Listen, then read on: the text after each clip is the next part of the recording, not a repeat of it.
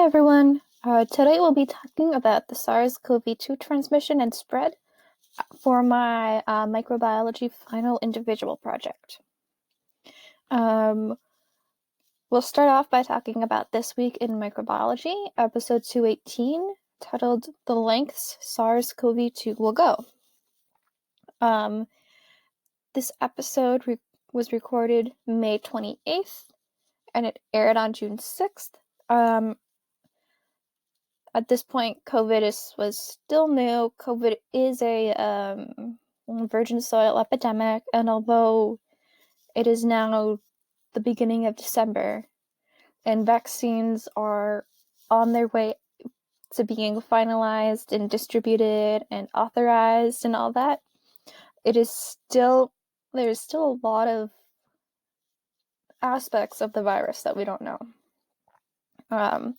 The hosts for this episode were Vincent Racaniello, Elio Shatner, Michelle Swanson, and Michael Schmidt. Out of those four names, Vincent Racaniello should ring a bell, as Dr. L has assigned a couple of his virology lectures to us as a microbiology class.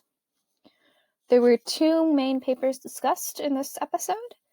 One on reducing the COVID-19 transmission, and one on parasites that lack a mitochondria. As is probably evident by the highlight, my presentation will be focusing on the paper that discusses reducing COVID-19 transmissions. So as the hosts start to discuss the paper on COVID-19 transmission, they note that as places start to lessen restrictions and open up, people in general started to disregard safety guidelines, and in May, the U.S. accounted for about 28% of total deaths due to COVID-19. They also note that the R0, or the infectious rate of COVID, is around 5.7, with many of those infected being asymptomatic. And they say to drop R0 to around 1% and stop transmissions of COVID, masks and testing are required. The paper also suggests that the halting of asymptomatic transmission via masks and testing is also required. There are a couple things unknown that may also influence what may or may not be relevant to precautions taken to limit transmission, such as the viral load needed to infect somebody, and the viral load needed for PCR tests to actually be able to read that there is virus present in the sample. So the paper is titled Reducing Transmission of SARS CoV2, and it was published in Science on May 2020. The goal of the paper seemed to be a perspective piece, and it seemed to propose and outline precautions and safety measures that society must implement to lower the rate of COVID-19 transmissions. They highly suggest the use of a mask mandate and regular widespread testing. They also go over what's known about COVID-19 transmissions and current precautions. So we know at the moment that COVID-19 seems to be most commonly spread via aerosol droplets or respiratory droplets that range in size from 0.1 to 1,000 microns. And they generally infect via contact or airborne inhalation. So inhaling those droplets. It is also known that aerosols seem to have a hang time, and studies seem to show that COVID specifically can stay in the air for up to 12.5 hours. It can travel 8 feet in 4.6 seconds, and it can travel 20 feet with a strong cough or sneeze. It is also known that those infected are highly contagious even before symptoms start to show. So the WHO recommendation of 6 feet social distancing that comes from a 1930s study may not be as effective as saying probably 8 feet or more for social distancing. The paper suggests that to limit transmission, masks are required as a barrier between face and infectious particles.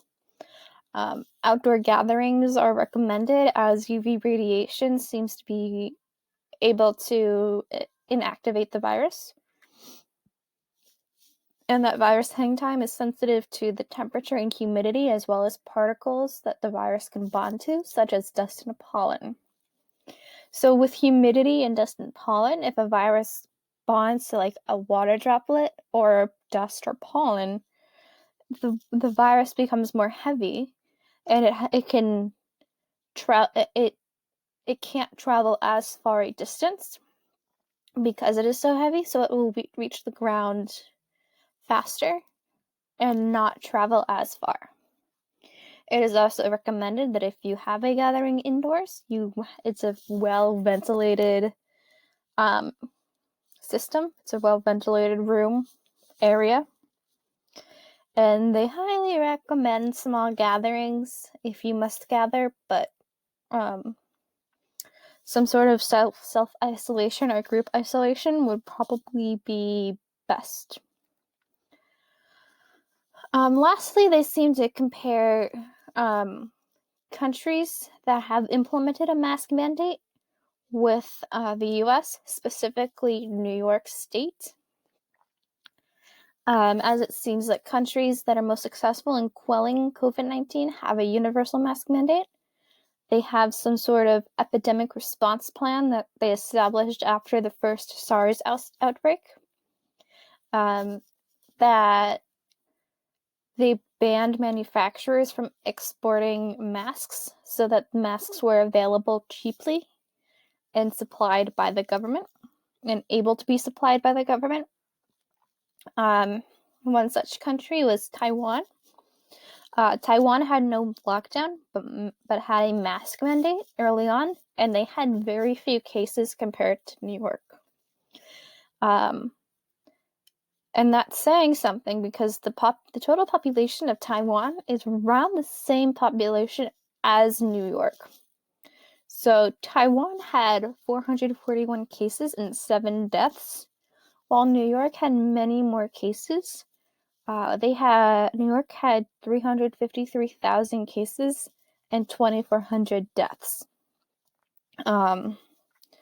So from this paper, I believe that masks are highly beneficial to reducing COVID-19 transmissions, especially considering that it seems because, one, they're asymptomatic people that show no sign of having COVID, but could easily be spreading it, and that there are people who that it is a contagious disease even before people start showing symptoms. So as a precautionary, masks seem like a really good idea to try to get back to normal life. It also seems it's a good idea to basically continue with what Keene has been doing, limiting social gatherings, and whatnot. So that's my opinion. It could be wrong. It could be different than yours, but that's my opinion, and I'm gonna stick to it.